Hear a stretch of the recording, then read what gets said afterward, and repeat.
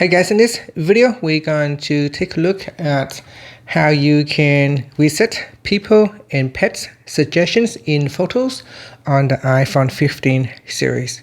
First, let's go back to the home screen by swiping up at the bottom of the screen. Then from the home screen, tap on Settings. Now in the Settings page, we scroll down and then tap on Photos. Then we scroll down to the Memories section. Then tap on Reset People and Pets Suggestions.